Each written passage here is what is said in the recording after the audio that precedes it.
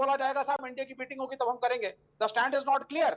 UCC के ऊपर diplomatically तो बता दिया गया कि हमने समीक्षा के लिए बोला है जेडीयू के प्रवक्ता ने, लेकिन समीक्षा क्या होती है जब ड्राफ्ट आया ही नहीं है।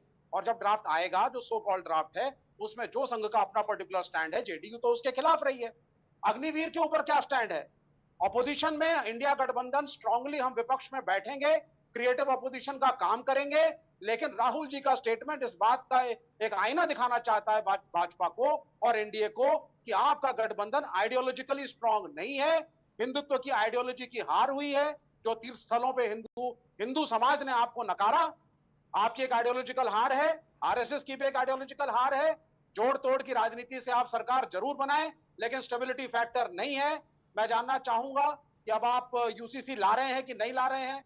मैं जानना चाहूंगा कि आप जो अन्य बिल थे पॉपुलेशन कंट्रोल के, लाएंगे नहीं लाएंगे। अग्निवीर का क्या स्टेटस है? क्या पूरे देश में 4% आरक्षण होगा या नहीं होगा? अब मैं इनसे पूछूंगा कहां सेंसस तक क्या होगा, तो ये एक ही बात बोलेंगे, साहब कांग्रेस के जो रूल स्टेट है उसमें क्या होगा। अरे आप सरकार में है, you are in government at the centre. ठीक है, you made your point. Okay, Sudhanshu Trivedi का रिप्लाई जरूरी है। ओके सुधांशु आपका रिप्लाई जरूरी है। एक लाइन है।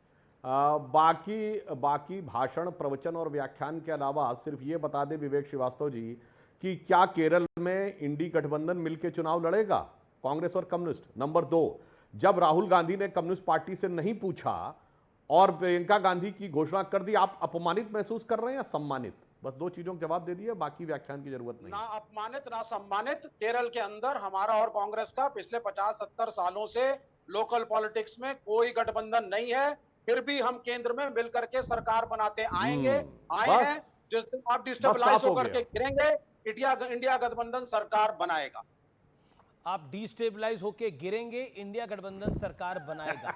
ये मतलब गठबंधन नहीं है मगर गठबंधन सरकार बनाएगा, ऐसा विवेकपूर्ण वक्तव्य विवेक जी आप दे रहे हैं कि इसीलिए मैंने कहा 55वें साल में बचपने की बातें मत करिए। गठबंधन नहीं है मगर गठबंधन सरकार बनाएगा। विवेक आपके तो मतलब आपका जो नंबर है वो तो 10 के करीब की सीटें हैं लेफ्ट पार्टीज की। मैं कंचना यादव के पास आता हूं जिनके पास 4 सीटें हैं। कंचना यादव, पॉइंट ये है कि राहुल जी जरूर सरकार बनाना चाहते हैं, लेकिन जनता ने उनको 99 सीटें दी हैं, बीजेपी को 240 सीटें दी हैं। लेकिन आखिरकार उन्हें क्यों बार बार ये सपना आ रहा है कि ये सरकार गिरेगी और कांग्रेस की सरकार बनेगी? इसके पीछे कारण क्या है?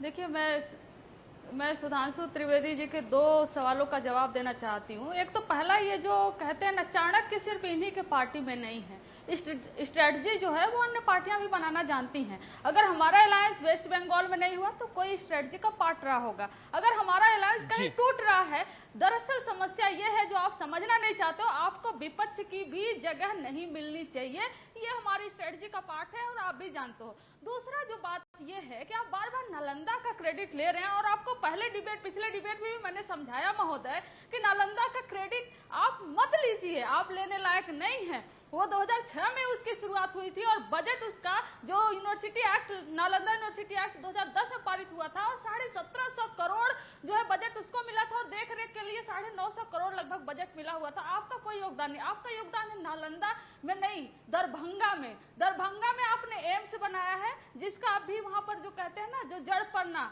वो भी नहीं पड़ा हुआ है, ईंट भी एक नहीं पड़ा हुआ है, तो उसकी क्रेडिट लीजिए। और भगवान की कृपा से, प्रभु श्री राम की कृपा से थोड़ी सी क्रेडिट नीट परीक्षा पर जो लीक हुआ है पेपर, आपके शिक्षा मंत्री भी ले ले, आपके प्रधानमंत्री भी ले ले और पूरी की पूरी सरकार भी ले ले और इस सब की क्रेडिट लीजिए। जो नहीं, पर ये आपने एक आपने लाइन बोली कि चाणक्य सिर्फ आपकी पार्टी में नहीं है, चाणक्य हमारी पार्टी में भी है। लेकिन देखिए, मैं सीधी बात बोलता हूं कि नंबर्स डोंट लाई, नंबर झूठ नहीं बोलते। 240 का नंबर आप अकेले बीजेपी के पास है, 293 का नंबर एनडीए के पास है। तो ये कौन से चाणक्य हैं जो 230 वालों को सरकार बनाने देंगे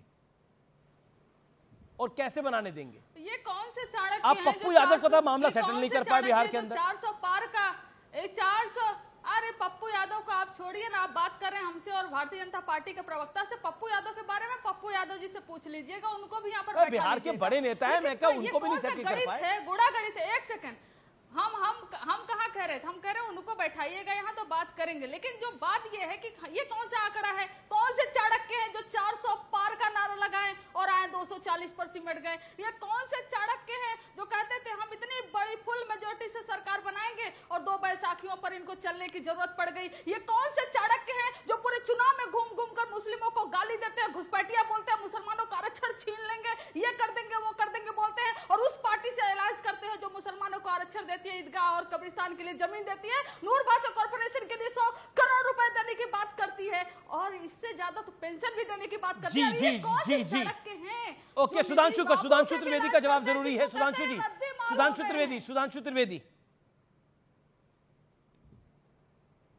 देखिए, जो अपने को चाणक्य बनने की बात कह रहे हैं, कंचना जी आपको ध्यान नहीं है, कांग्रेस के नेता प्रतिपक्ष अधीर रंजन चौधरी जी ने बंगाल में बोला है there is no democracy in Bengal.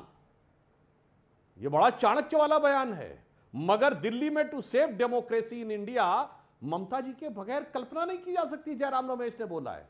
ऐसा है, इतने बड़े चाणक्य जो लोग अपने को बनने का समझते हैं, पूरे देश की जनता समझती है कि हकीकत की राजनीति क्या है। इसलिए मैंने हवा में नहीं बोला। आम आदमी पार्टी घड़े फोड़ रही है कांग्रेस के खिलाफ, मगर सीटें जोड़ के रखी हुई हैं कि पंजाब में एक दूसरे के खिलाफ वाली सीटों में भी नहीं अभी भी हमारे साथ हैं। साहब, इतना बचकाना मत समझिए देश की जनता को। इसके लिए वो वाला शब्द जो अब प्रयोग होना बंद हो गया है ना, वो मैं किसी नेता के लिए नहीं कह रहा हूं, देश की जनता को पप्पू मत समझिए कि एक दूसरे को हम